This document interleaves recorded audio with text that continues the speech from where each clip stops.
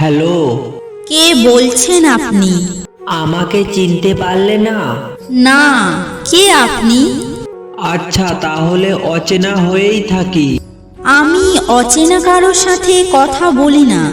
আমি সুমন। ও, আপনি? হ্যাঁ, আমি। আবার কেন ফোন করেছেন?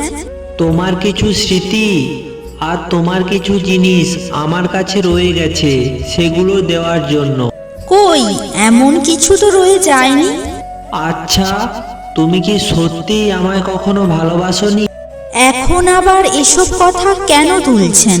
বিশ্বাস করো, আমি প্রতিটা মিনিটে মিনিটে মরে যাচ্ছি।